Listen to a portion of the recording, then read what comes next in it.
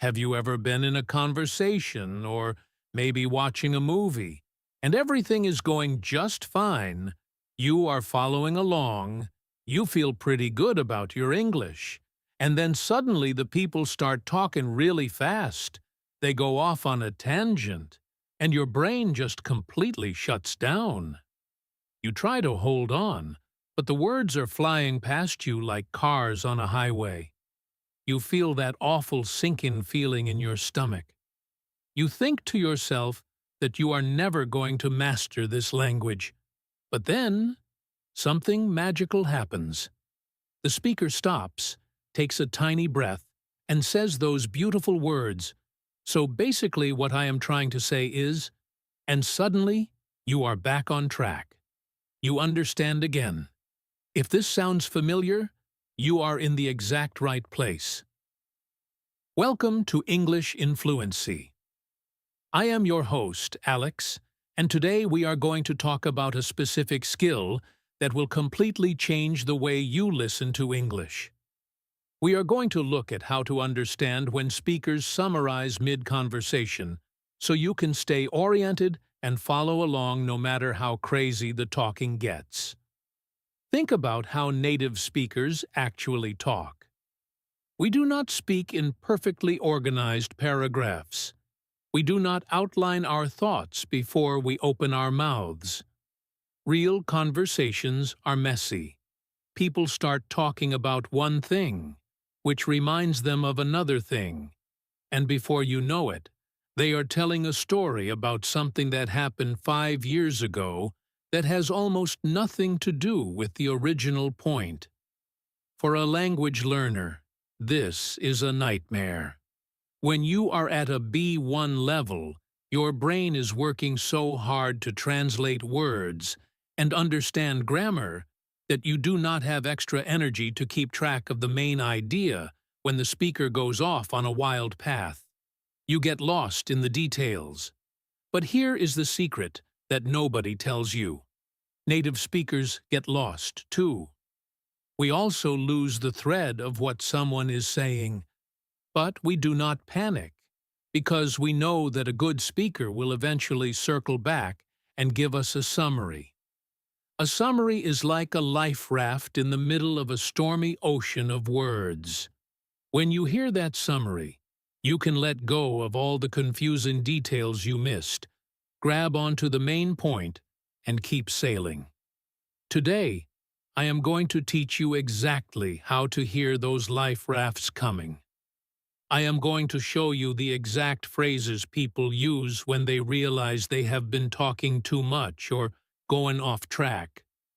We are going to practice together so that your ears become trained to hear these phrases automatically. You will not have to think about it. Your brain will just recognize the signal and refocus. This is going to take your listening confidence from feeling like you are drowning to feeling like you are swimming right alongside the native speakers.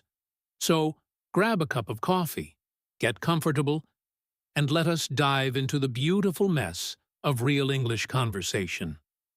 Let me paint a picture for you. Imagine you are sitting in a coffee shop with a coworker. Let us call him Marcus. Marcus is a nice guy, but he talks a lot. You ask him a simple question about a project you are working on together. You just want to know when the deadline is. But Marcus does not just give you the date. He starts telling you about how busy his weekend was and how he had to go to his daughter's soccer game, and then he talks about the traffic on the way to the game, and then he complains about the price of gas, and then he remembers that he needs to call the mechanic. You are sitting there nodding, but inside your head you are screaming, "What does this have to do with the project?" Your mind starts to wander. You stop listening because it is just too much information. But you need to be careful, because this is exactly the moment when the speaker is about to summarize. If you stop listening completely, you will miss the life raft. You need to train yourself to keep a tiny piece of your attention on alert, waiting for the transition. Marcus is going to finish his story about the mechanic, and he is going to realize he forgot what he was talking about. He is going to pause. He might scratch his head. And then he is going to say something like, "Anyway, the point is," or to make a long story short. When you hear those words, your brain needs to wake up and pay attention, because the next sentence is the only sentence that actually matters. Let us look at some of the most common phrases people use to signal a mid-conversation summary. The first one is incredibly simple. It is just the word "so," but it is used with a specific tone of voice. Imagine a person finishing a long, rambling story, and they drop their voice, and they say, "So, the main thing is that we need to finish by Friday." That little word "so" is a powerful signal.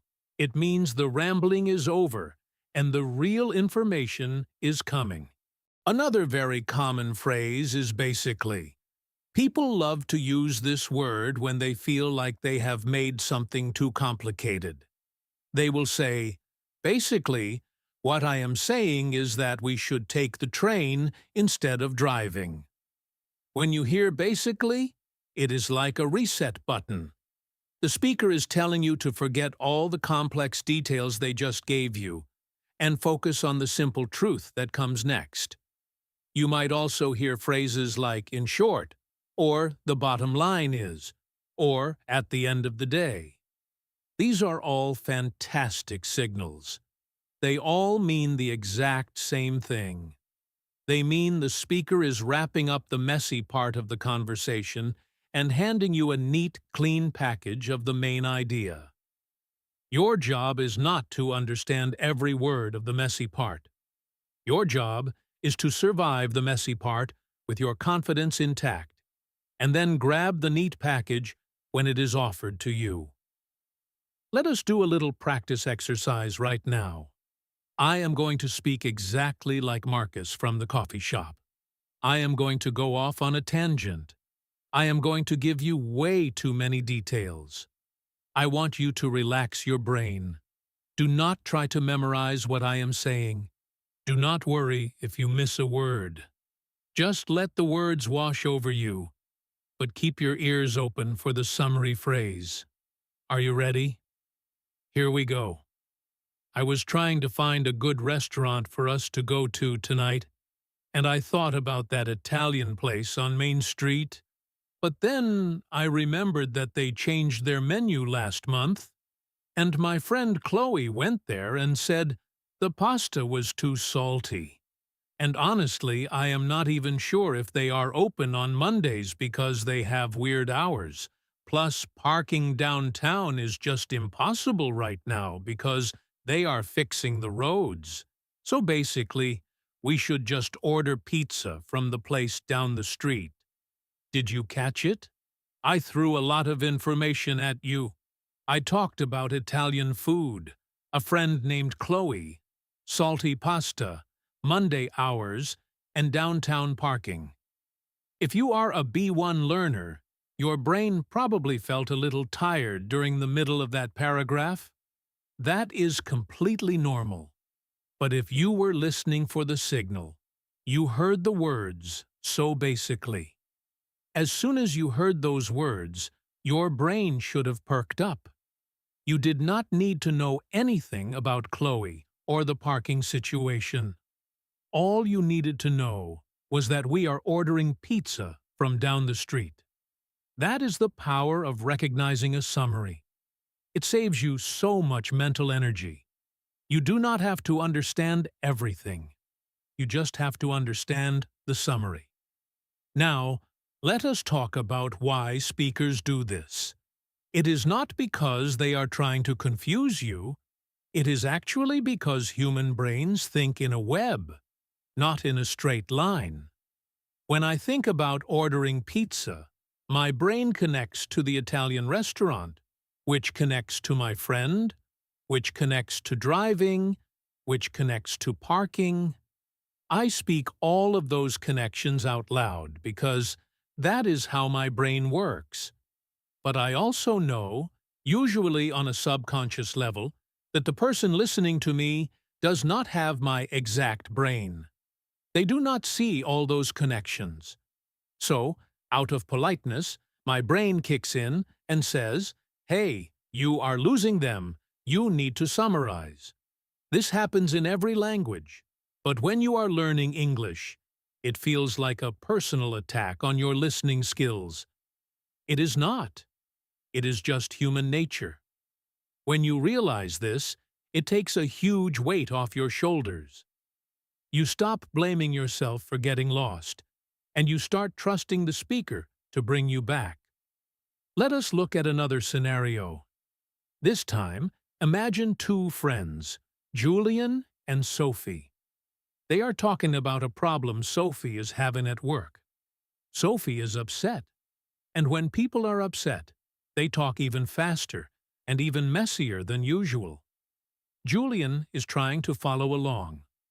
Sophie says, "I just cannot believe my boss gave that assignment to Liam instead of me. I have been working there for 3 years, and Liam just started 2 months ago. I stayed late every night last week, and Liam left at 5 o'clock every single day. It is so unfair. I feel like I am not appreciated at all.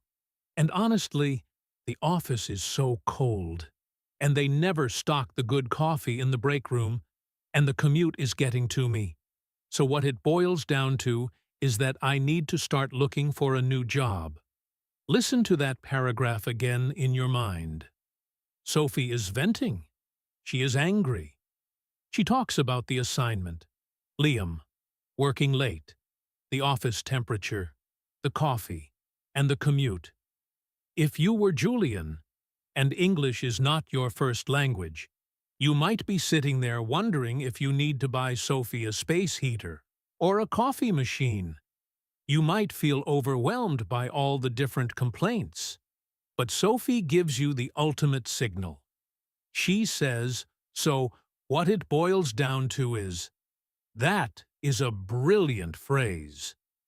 When something boils down to something else, it means all the extra stuff is removed, and only the pure, important truth is left.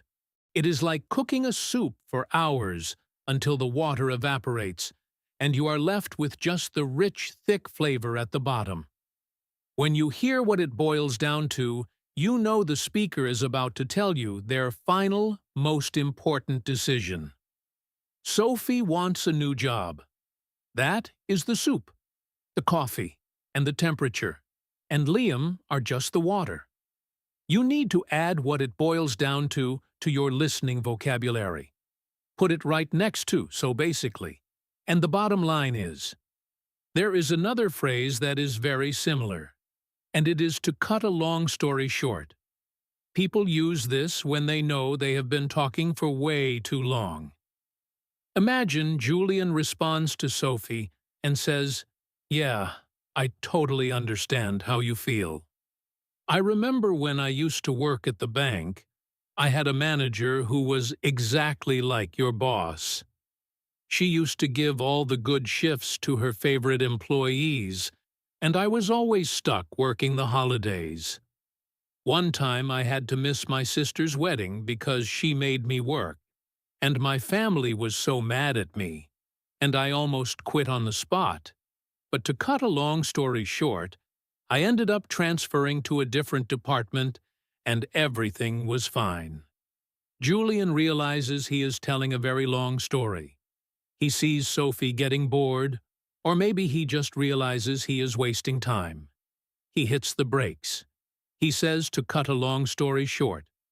That is your cue. You can stop trying to figure out who the manager was, or what the sister's wedding was like. You do not need any of those details. The only thing you need to know is that he transferred departments and everything was fine.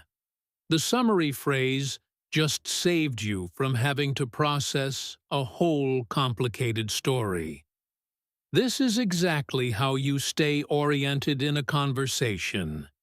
You let the other person do the hard work of talking, and you just wait for them to hand you the summary at the end. I want to talk a little bit about the tone of voice that goes with these phrases, because tone is just as important as the words themselves. When a speaker is going off on a tangent, their voice is usually fast, and the pitch goes up and down a lot because they are excited or emotional. But when they are ready to summarize, their voice changes. It slows down. The pitch becomes flatter, more serious. They might take a breath before they speak. If you are watching them, they might make a hand gesture, like bringing their hands together or pointing a finger to emphasize the point. Your ears can be trained to hear this change in music, and they can be trained to hear this change in speaking. When the fast, bumpy road suddenly becomes a smooth, slow road, your brain should instantly say, "Ah, here comes the summary." Let us try another practice exercise. I want you to close your eyes if you can, or just look away from the screen for a moment. I am going to play the part of a person who is very excited and talking very fast about a vacation they are planning. I want you to listen to the speed and energy of my voice, and then notice how it changes when I give the summary. I was thinking we could go to the mountains this year, or maybe the beach. But the beach is so expensive in the summer, and the mountains might be too cold, although I do love hiking, but we would need to buy new boots, and I hate spending money on clothes. So I was looking at flights to Europe, but the flights are so long and I get jet lag really easily. So anyway, the long and short of it is that we are just going to stay home and visit local museums. Did you hear the shift? My voice was all over the place. I was throwing ideas at you like confetti. Mountains, beach, boots, Europe, jet lag. It is exhausting just to listen to. But then I slowed down. I said anyway. The long and short of it is. The long and short of it is just another wonderful way to say I am summarizing now. It means the same thing as the bottom line. It means after all that talking, here is the final answer. We are staying home. You survived the confetti. You caught the summary. You understood the main point perfectly. This is what it feels like to be a confident listener. You do not panic when the conversation gets messy. You just wait for the calm. Now, I want to share a secret with you about how you can use this skill to speak better too. Listening and speaking are connected. When you know how native speakers summarize, you can start doing it yourself. Imagine you are in an English conversation, and you are trying to explain why you were late to a meeting. You start telling a story about your dog, and your alarm clock, and the bus driver. You see the other person's eyes glaze over. They are lost. Because you have been practicing with English in Fluency today, you know exactly what to do. You take a breath, you slow down, and you say, "So basically, I missed the bus." By using that phrase, you are taking control of the conversation. You are helping the other person understand you. You are speaking like a native speaker. It is an incredibly powerful tool to have in your language belt. Let us look at a few more phrases that you might hear in different situations. Sometimes people do not just summarize their own thoughts. Sometimes they summarize your thoughts to make sure they understood you correctly. This is very common in business or in serious conversations. If you tell a long story about a problem you are having, the other person might say, "If I am understanding you correctly, you want me to send the email before lunch." Or they might say, "So what you are saying is that we need more time." When you hear if I am understanding you correctly, or so what you are saying is, you should feel happy. It means the other person was listening to you, and it means they are about to give you a very clear, very simple version of your own idea. It is a great way to check if your English was clear enough. Another situation where summaries happen all the time is when people are giving directions or instructions. Have you ever asked someone how to get to a specific place, and they start listing every single street, every traffic light, every turn? It is impossible to remember. But a good person giving directions will always summarize at the end. They will say, you will go past the school, then past the park, then past the grocery store, and to sum up, it is just 3 blocks straight ahead. To sum up is a very formal phrase compared to so basically, but you will hear it in offices, in schools, or when someone is trying to be very clear. It means I am gathering all the details I just gave you and putting them into one simple sentence.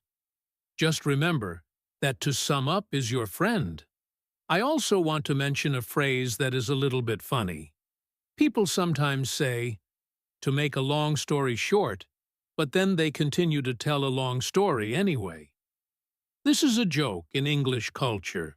People know they talk too much, so they say to make a long story short, but they cannot help themselves, and they keep talking. If you hear someone say this, do not expect them to stop talking. It is actually a warning sign that they are going to keep talking. But eventually, even the people who say to make a long story short and then keep talking will eventually stop.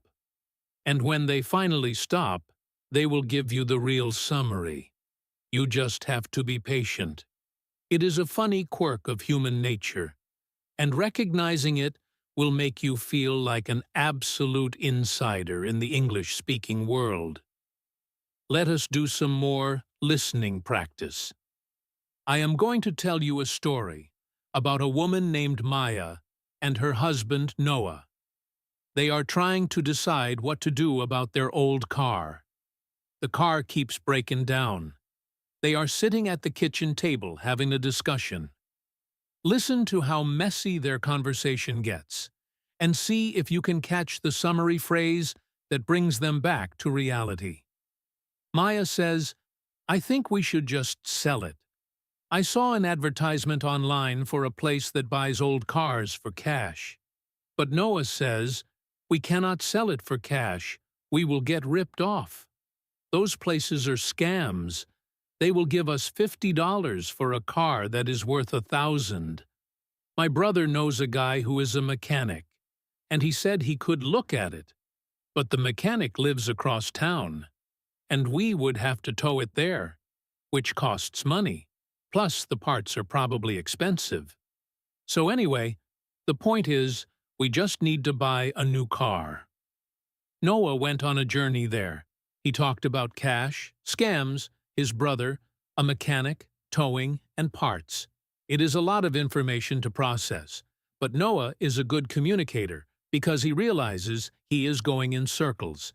He catches himself and says, so anyway, the point is a very strong summary phrase. It is direct. It means do not pay attention to anything I just said.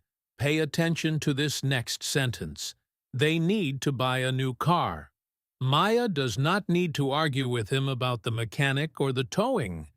She can just agree or disagree with the final point. This makes conversations so much easier.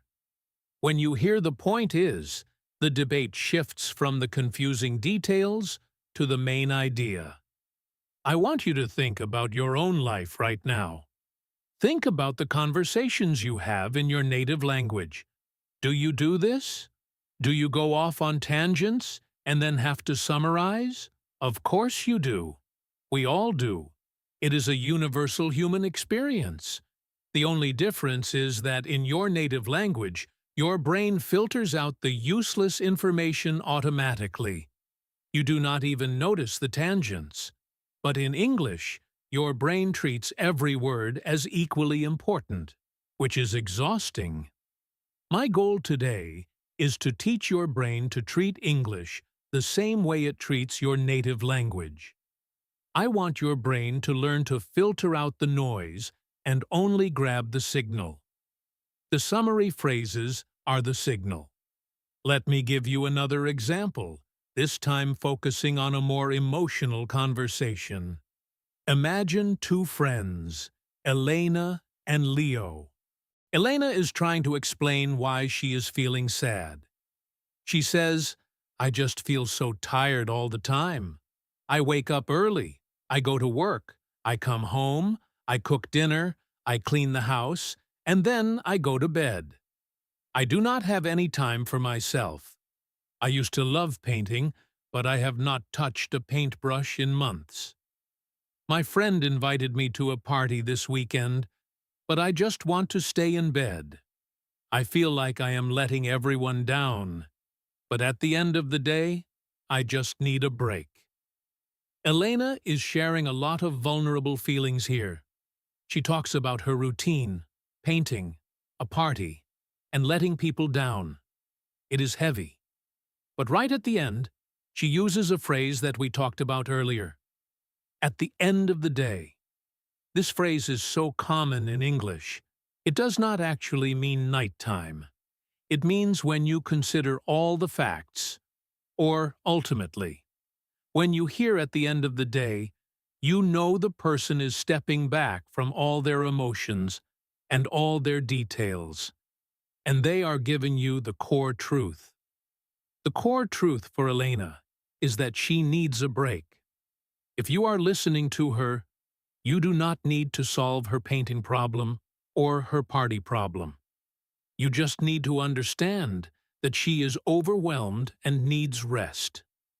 One of the biggest mistakes B1 learners make is trying to translate every single word they hear. If you hear Elena say, "I wake up early," and you pause in your brain to translate "wake up," and then you pause to translate "go to work," and then you pause to translate "cook dinner," you are already 3 sentences behind by the time she gets to the end of her story.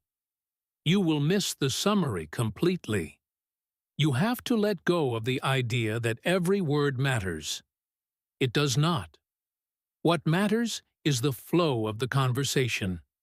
You need to float on the river of words, not try to grab every single leaf that floats by. Just let the leaves pass and wait for the big branch, which is the summary. I know this is a different way of thinking about listening. It feels scary at first.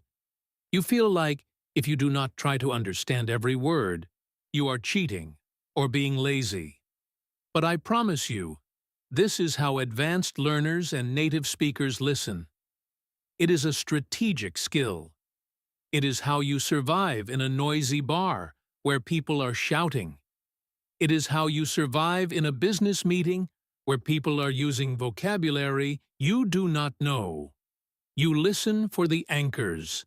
The summary phrases are your anchors.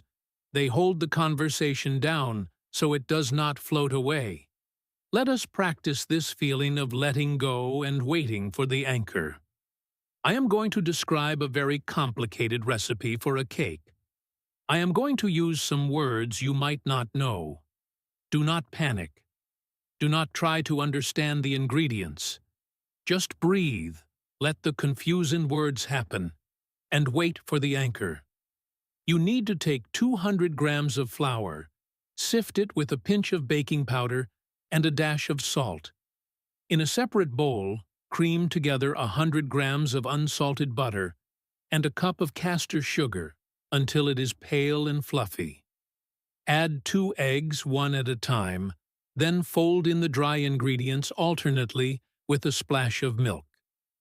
Do not overmix the batter, or the cake will be tough. Grease a tin and bake at 180 degrees for 25 minutes. But the bottom line is that you just need to mix the wet and dry ingredients and bake it until it looks done. How did that feel? If you are a baker, maybe you understood all of it. But if you are not, words like caster sugar and cream together and fold in might have sounded like a foreign language. But it does not matter. You survived. You waited for the anchor. You heard the bottom line is. And you learned that a cake is just wet and dry ingredients mixed and baked. You understood the main point without understanding the details. That is a massive victory. That is the exact skill that will get you from B1 to B2 and beyond. You are training your brain to be comfortable with ambiguity, to be okay with not knowing everything, and to trust the speaker to guide you back to the main point. I want to talk about one more type of summary, and that is the summary that happens at the very beginning of a thought, not in the middle. Sometimes a speaker knows they are about to talk about something complicated, so they give you the summary first. They will say, "The main thing to remember is that the meeting is canceled." Then, after they say that, they might explain all the reasons why it is canceled. The boss is sick, the projector is broken, the air conditioning is not working, but they already gave you the summary. You already know the meeting is canceled. You can practically stop listening at that point because you have the information you need. Phrases like "the main thing to remember," "the most important part is," or "the key takeaway is" act like a preview for a movie. They tell you the ending before the movie even starts. When you hear these preview phrases, your brain can relax completely. You do not have to work hard anymore. You can just enjoy the sound of the English language without stressing about the meaning, because the meaning was already handed to you on a silver platter. This is a beautiful feeling. It is the feeling of fluency. Fluency is not knowing every word in the dictionary. Fluency is knowing how to navigate a conversation smoothly, how to find the meaning even when the words are difficult, and how to stay calm when the conversation gets wild. You are building that fluency right now just by listening to this practice. Let us put everything we have learned together into one final big practice scenario. This is going to be a conversation between three people. We have a manager named Sarah and two employees named Daniel and Rachel. They are planning a company picnic. The conversation is going to be chaotic. People are going to talk over each other in their minds. They are going to bring up random ideas, and it is going to be a mess. Your mission is to ignore the mess, wait for the summary phrase, and tell me what the final decision is. Are you ready? Here is the conversation. Sarah says, "Okay, team, we need to plan the summer picnic." Daniel, do you have any ideas? Daniel says, "Well, I was thinking we could do it at the big park by the river. But last year there were so many mosquitoes, and a few people got sick, so maybe we should do it indoors. But indoor venues are so expensive, and the company budget is pretty tight this quarter, so I do not know." Rachel says, "What about doing a potluck in the break room? Everyone can bring a dish, and we would not have to rent a venue." But Sarah says, "The break room is way too small for 50 people, and we cannot have people bringing food because of allergy concerns. It is a liability. So anyway, putting it all together, we are going to order sandwiches and eat in the parking lot under a tent." Did you catch it? Daniel talked about the park, mosquitoes, indoor venues, and the budget. Rachel talked about the break room and a potluck. Sarah talked about space, allergies, and liability. It is a perfect storm of B1 listening terror. There are so many specific nouns and verbs to keep track of. But Sarah saved the day. She said, "So anyway, putting it all together." Putting it all together is just another way of saying, "Let me summarize this chaos for you." And what was the final decision? Sandwiches in the parking lot, under a tent. That is all you needed to know. If you were a real employee in that meeting, you would not need to write down the part about the mosquitoes or the allergies. You would just write down parking lot, sandwiches, tent. You got the job done because you listened for the summary.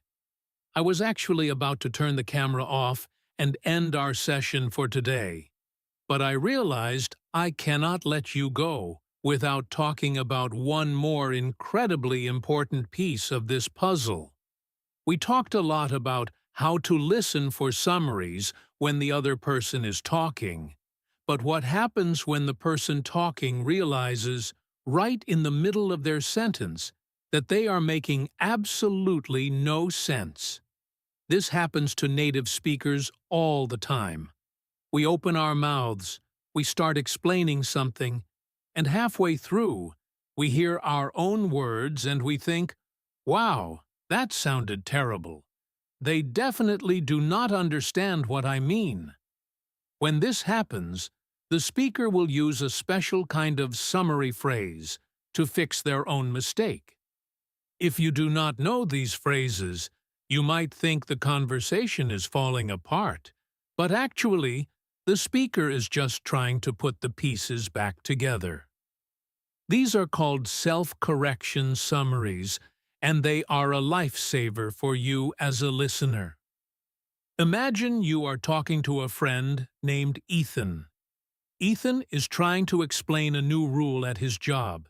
He says, "Well, they changed the way we request time off. So now you have to submit the form to HR, but then HR sends it to your manager.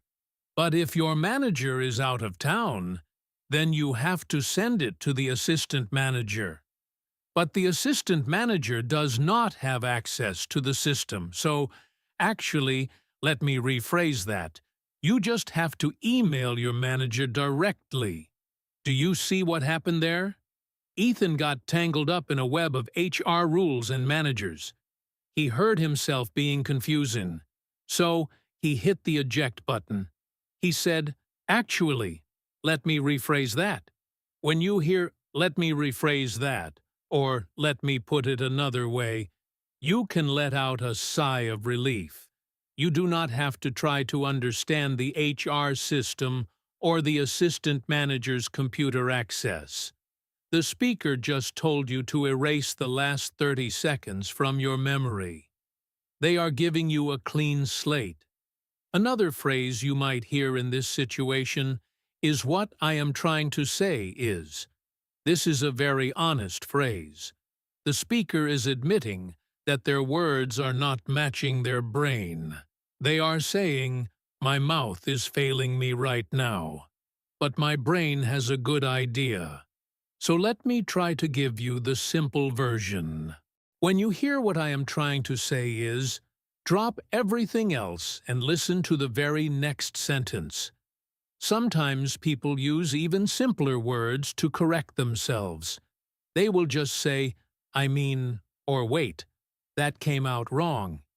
If you are watching an American movie or a British television show, you will hear the word "I mean" probably 100 times. It is the ultimate correction word. If someone says, "I think we should take the train because driving is expensive and the traffic is bad and I hate parking, I mean, the train is just faster," the phrase "I mean" acted as a tiny summary bridge.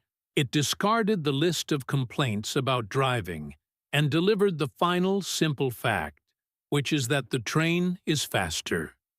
Once your ears get used to hearing "I mean" as a signal to refocus, you will start noticing it everywhere. It is like a little bell that rings in the middle of a sentence to tell you that the real point is coming right now. Let us do a quick practice with this. I am going to play the part of a guy named Liam, who is trying to explain why he wants to start exercising. I am going to get completely confused in the middle of my explanation, and I want you to listen for my self-correction phrase. I want to start running because I read this article about how sitting all day is really bad for your back, and my back has been hurting lately, or maybe it is my neck. I think it is my posture. Actually, my chair at work is really old and broken. But wait, let me put it another way. I just want to feel more energetic. There it is. Let me put it another way. You did not need to know about the article, or my back, or my neck, or my broken chair. All you needed to know was that Liam wants more energy. The self-correction phrase saved you from a lot of unnecessary processing. Now I want to flip the script entirely. We have been talking about how you can listen for other people's summaries. But what if you are the one who is lost, and the other person is not summarizing? What if they just keep talking, and they are not giving you any anchors? This is the moment where you stop being a passive listener, and you become an active participant in the conversation. You can force a summary. You can take control. This is one of the most powerful things you can do as a B1 English learner. It will make you sound confident, intelligent, and completely fluent, even if you are struggling to understand every single word. You can use what I call rescue phrases. These are phrases you say to the other person to politely ask them to summarize their own thoughts for you. Native speakers do this all the time. We do not do it because we are bad at English. We do it because human brains get tired. If someone is rambling, you can simply interrupt them gently and say, "Let me see if I understand." Or you can say, "So what you are saying is," and then pause. When you say "so what you are saying is," and then pause, the other person will automatically fill in the blank with their main point. It is like magic. You are handing them a microphone and asking them to state the headline. Let me give you an example. Imagine you are at a dinner party. A woman named Fiona is sitting next to you. She is talking about a book she read.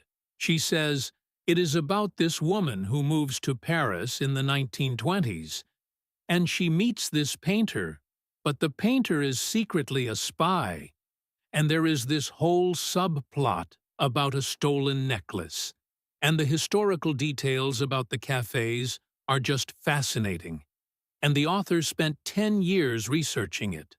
You are completely lost. You do not know who the spy is, you do not care about the necklace, and you cannot remember the decade. Instead of nodding and pretending to understand, you use a rescue phrase.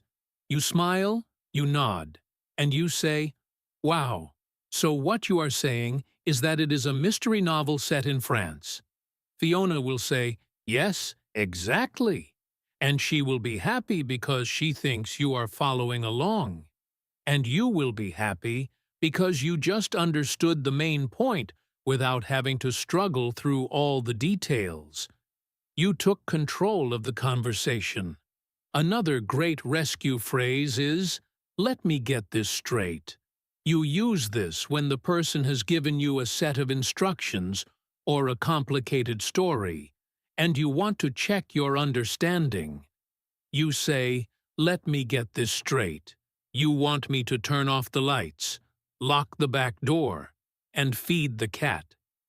Even if you only understood 2 out of those 3 things, saying, "Let me get this straight," forces the person to slow down and list the steps clearly for you. There is another beautiful rescue phrase that I use almost every day. It is just, wait, I am a little confused. This is such a powerful sentence because it is completely honest. People love honesty. If you say, wait, I am a little confused, it makes the other person stop and realize they might not be communicating well. It takes the pressure off you. You are not saying I do not speak English well. You are just saying this specific thought is a little confusing right now. Most people will immediately respond by simplifying their language. They will say, "Oh, sorry. Basically what I mean is," and there they go, giving you the summary you needed all along. Sometimes people are afraid to use these rescue phrases because they think it makes them look stupid. But think about it. What looks more stupid? Nodding for 5 minutes while someone talks, and then having no idea what is going on when they ask you a question, or politely stopping them for 2 seconds to clarify the main point?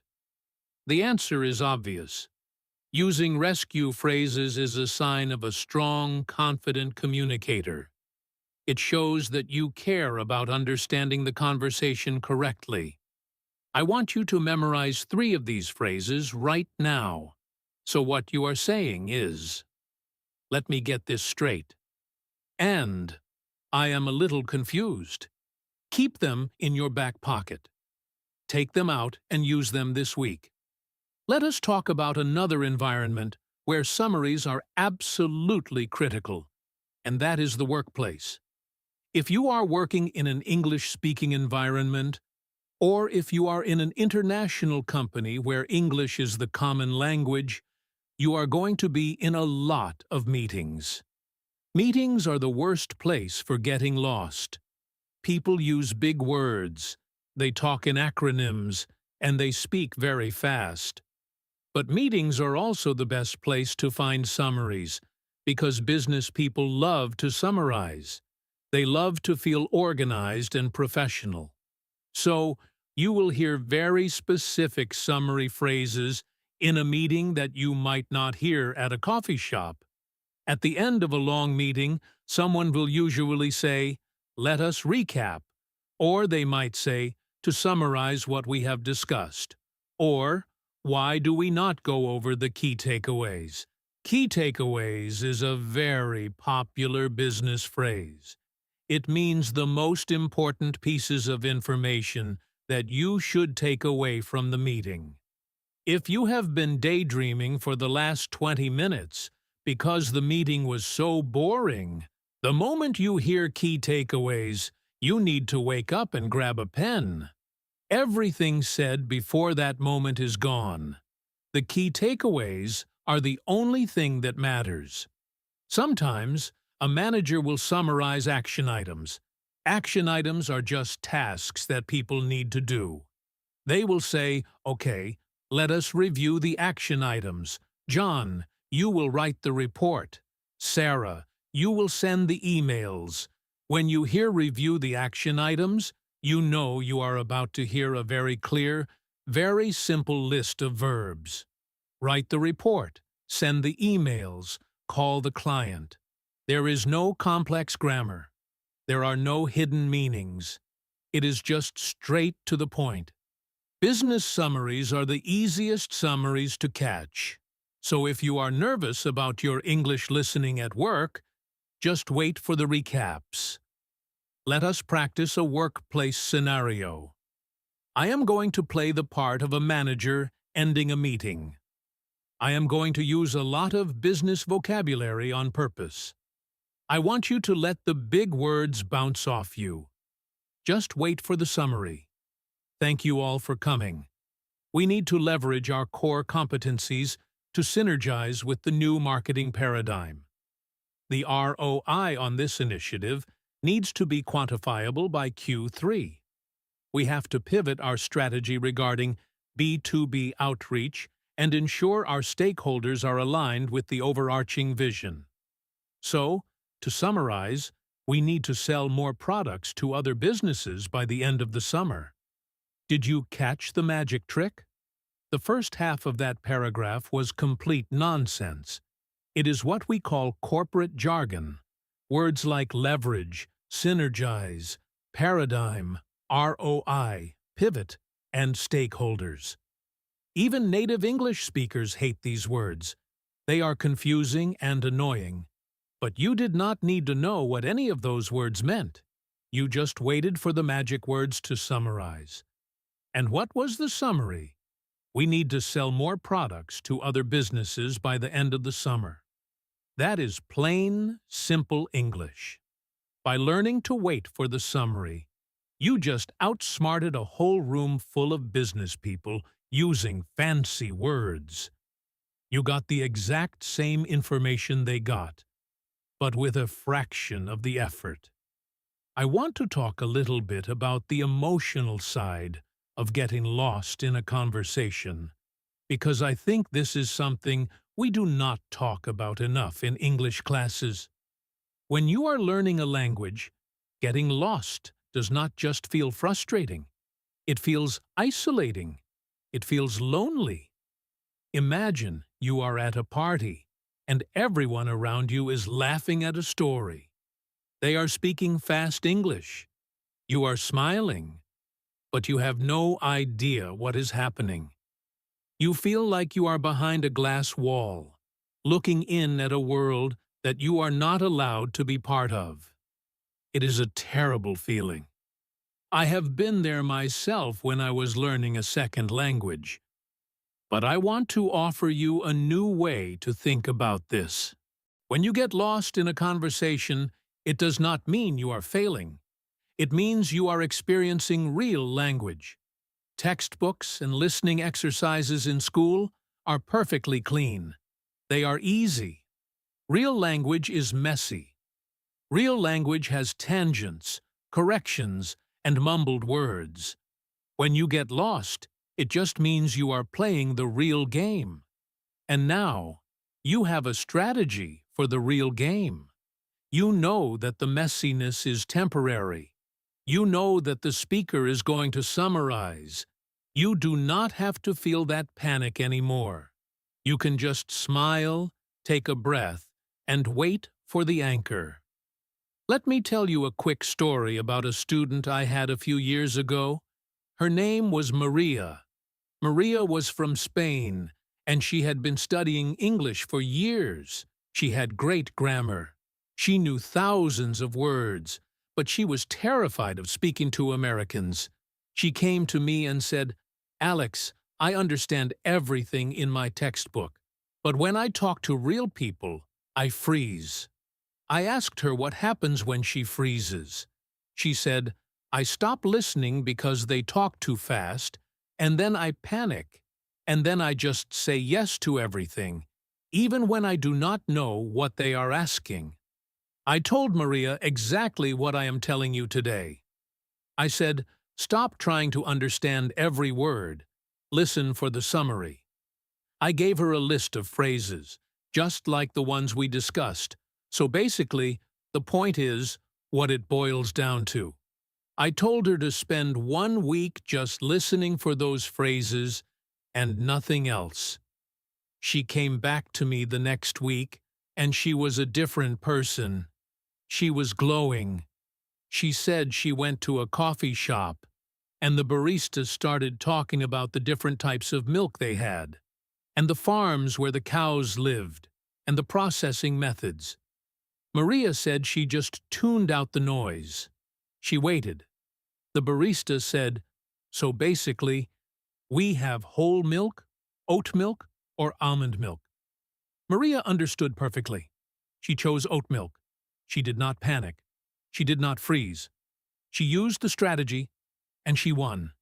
You can be Maria. You can have that exact same experience. It takes practice, but it is not a complicated skill. It is just a shift in your focus. You are shifting your focus away from the tiny details and toward the big picture. Think of it like looking at a painting. If you put your nose right up against a big oil painting, all you see are messy brush strokes. It looks terrible. You cannot tell what the picture is. But if you take 3 steps back, the brush strokes blend together, and you see a beautiful landscape. When someone is speaking English and you are focusing on every single word, you are looking at the brush strokes. When you step back and wait for the summary, you are looking at the whole painting.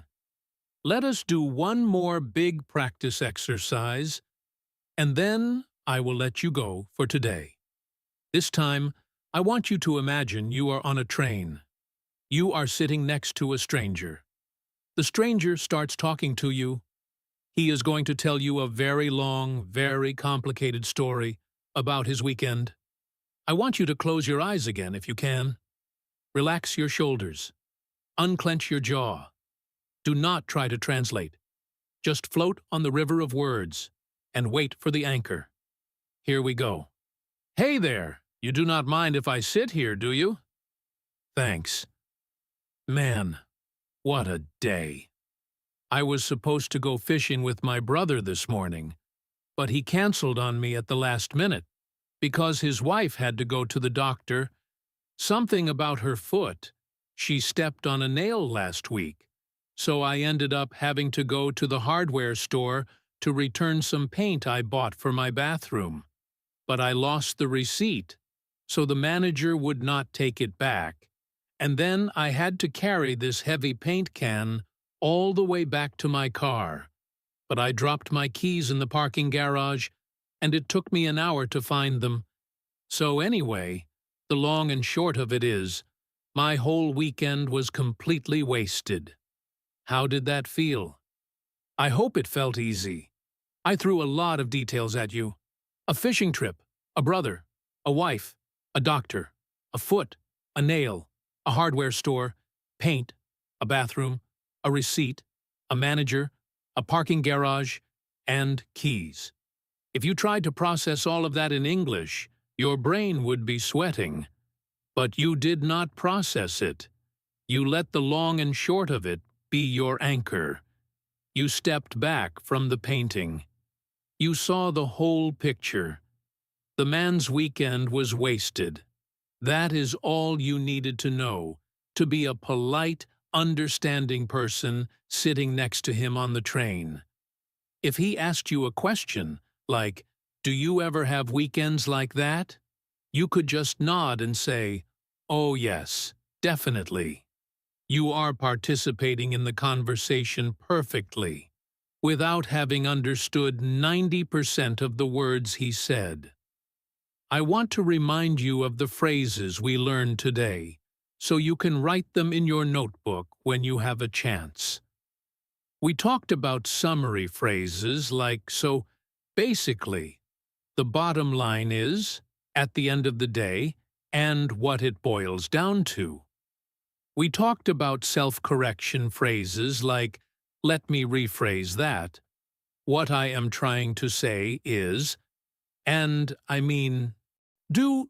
We talked about rescue phrases that you can use yourself, like so what you are saying is, let me get this straight, and I am a little confused. And we talked about business phrases like to summarize, key takeaways, and action items. These phrases are your toolkit. They are your map through the messy jungle of real English. I know that reaching B1 fluency feels like a huge mountain to climb. You look up at the top, and it seems so far away. You think, I will never get there. But I want you to think about what we did today. We did not learn any difficult grammar rules. We did not memorize a list of 500 irregular verbs. We just learned a few simple phrases and a new way to listen. That is the secret to fluency.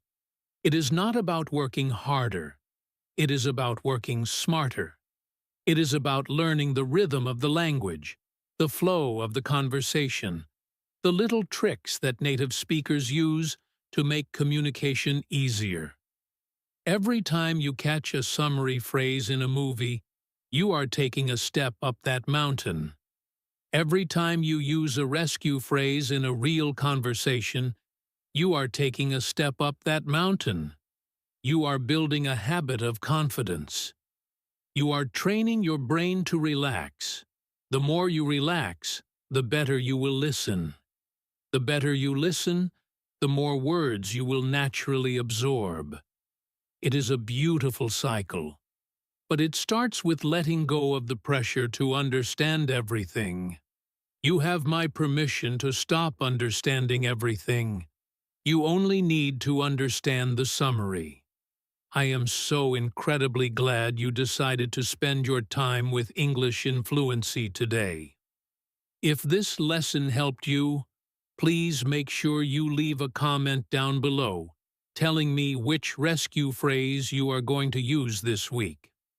I love reading your comments, and it helps me know what to teach you next. If you have not subscribed to the channel yet, please hit that subscribe button right now so you do not miss any of our deep dive listening practices. Share this video with your study group or your language partner, because practicing these scenarios out loud with another person is the fastest way to improve. I actually was not planning on recording a third part to this lesson, but as I was getting ready to wrap up, I realized there is one massive missing piece to this puzzle that we absolutely have to cover before you go out there and practice. We have talked about listening to one person go off on a tangent, and we have talked about how to rescue yourself when you are lost. But what happens when you are not just listening to one person? What happens when you are in a group conversation? This is where the real panic sets in for most English learners. It happens all the time. You are sitting in a room with 3 or 4 people. Everyone is talking at once. The topic changes from the weather to a movie to a funny story about a dog. And the conversation feels like a game of ping pong where you do not even have a paddle. But group conversations actually hold the biggest secret weapons of all when it comes to summaries, because in a group, people summarize each other. When you are in a group, you do not just have to rely on the original speaker to give you an anchor. The other listeners will give you anchors too. Native speakers do this constantly to show that they are paying attention and that they understand the point. Imagine your friends are talking about a complicated new rule at their apartment building. One person talks for a long time about the parking lot, and the guest passes and the security gates. Another person in the group will jump in and say, "Oh, so what you are saying is that we cannot park on a street anymore." Or they might say, in other words, "We have to pay for a parking spot now." When you hear someone say, in other words, or "so what you are saying is," you need to celebrate, because that person just did the hard work for you.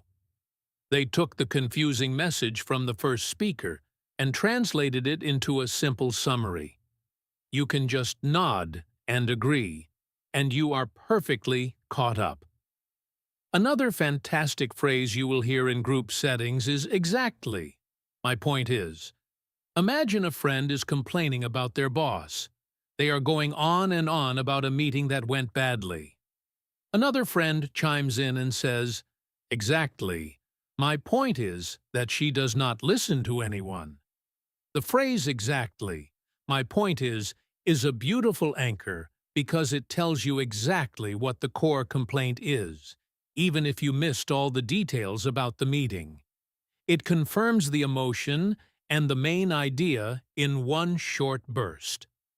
You will also hear people use phrases like "to put it differently," or basically, "what he means is." These are all signals that someone in the group is acting as a translator. They are taking the messy English and cleaning it up for everyone else. All you have to do is sit back, listen for those translation phrases, and let the group do the work of keeping you oriented. Let us do one final massive practice exercise. This is going to be a group conversation. I am going to play 3 different people. We have Sam, Chloe, and Ben. They are trying to plan a weekend road trip. This conversation is going to be extremely chaotic. People are going to interrupt. They are going to go off on wild tangents. And they are going to use different types of summary phrases. I want you to imagine you are sitting in the back seat of the car with them. Close your eyes, relax, and just listen for the anchors. Do not try to follow the map they are talking about. Just wait for the main point. Here we go. Sam says, "Okay, guys, we need to figure out the route for Saturday. I was looking at the map, and if we take the highway, there is construction near the bridge, and my friend told me it took him 2 hours to get past that area last weekend because of the detour. So maybe we should take the back roads through the forest. But my car does not have great tires, and it might rain, and I do not want to get stuck in the mud." Chloe jumps in and says, "Well, my sister lives near the forest road, and she said there are a lot of deer crossing the road at night, and if we hit a deer, the car will be destroyed, and we cannot afford that. So I think we should just leave really early in the morning before the traffic starts." Ben sighs loudly and says, "Hold on. Let me get this straight. We are taking the highway, but we are leaving at 5 in the morning to avoid the traffic. Did you survive? That was a lot of information. Sam gave you a nightmare scenario about construction, bridges, detours, back roads, forests, tires, rain, and mud. Chloe added to the mess with a sister, deer, night driving, and car damage. If you tried to process all of that, your brain would shut down completely. But Ben was your hero. Ben used the rescue phrase we talked about earlier. He said, 'Hold on, let me get this straight.' And then he delivered the clean, simple summary. Highway, leave at 5 in the morning. That is all you needed to know. You did not have to worry about the deer, or the mud, or the bridge. Ben caught the anchor for you, and now you are completely oriented in the conversation. I want to highlight something really important that Ben did. He did not just repeat what Sam and Chloe said. He made a decision. He heard all the complaints about the back roads and the deer, and he realized that the highway was the only safe option, and the only way to make the highway work was to leave early. A good summary does not just repeat words, it solves the problem. When you listen to people summarizing in a group, you are not just listening for words, you are listening for the decision. You are listening for the conclusion. Once the decision is made, all the other words disappear. You can completely forget about the deer. The deer do not matter anymore because the group has already moved past that idea. Let us look at one more quick example of group summarizing, because I want to make sure you feel completely confident before you finish this lesson. Imagine Sam, Chloe, and Ben are now talking about where to eat lunch during their road trip. Sam says, "I am really craving a burger, but we passed a burger place 10 miles ago, and I do not want to turn around. There is a gas station coming up, but gas station food is terrible, and it makes my stomach hurt." Chloe says, "I saw a sign for a pizza place, but it was an exit that went the opposite direction, so we missed that too." Ben says, "So, to sum up, we are just going to eat the sandwiches we packed in the cooler." Again, Ben saves the day.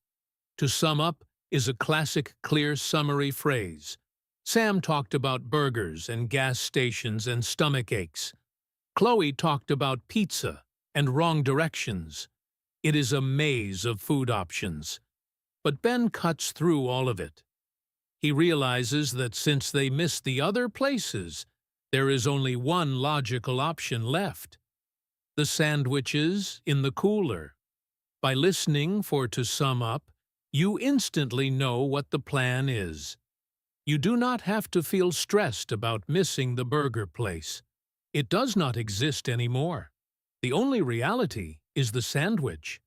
This is the mindset of a fluent listener. You live entirely in the present moment of the conversation, guided by the summaries. As we come to the end of this very long, very deep practice session, I want to leave you with a final thought about what it means to understand English. For a long time, you have probably believed that understanding means catching every single word. You probably feel like you are taking a test every time someone speaks to you, and if you miss a word, you fail. I want you to delete that idea from your brain today. Understanding English does not mean catching every word. Understanding English means catching the meaning. Meaning floats above the words. It is the invisible cloud that connects all the words together. When a speaker goes off on a tangent, the words get scattered like puzzle pieces on a table. You do not need to pick up every single puzzle piece and examine it.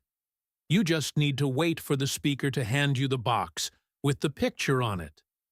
The summary phrases we learned today, like "so basically," the bottom line is, "what it boils down to," let me rephrase that, and "to sum up," those are the boxes with the pictures on them.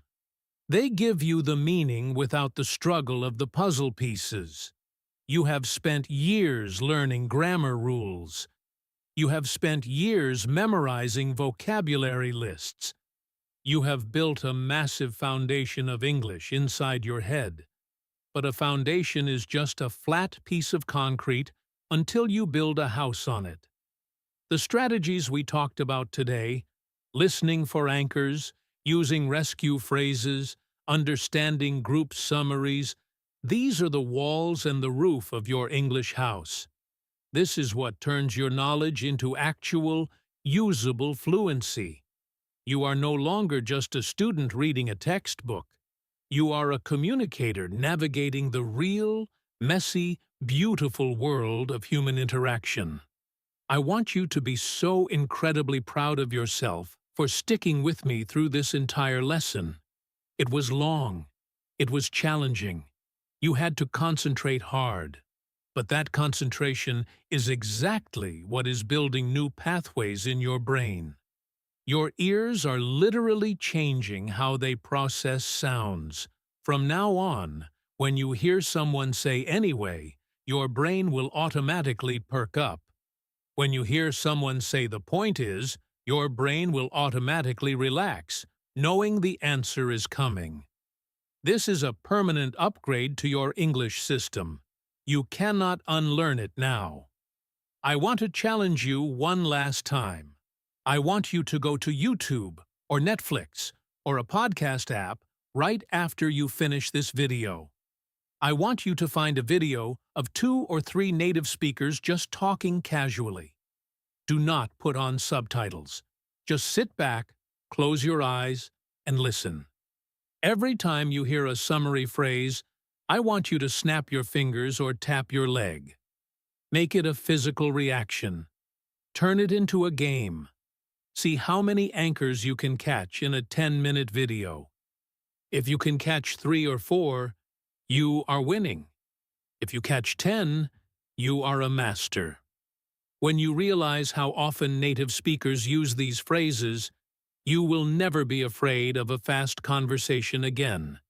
You will realize that they are actually doing the work for you. They are throwing you a rope every single time the water gets rough. All you have to do is grab it.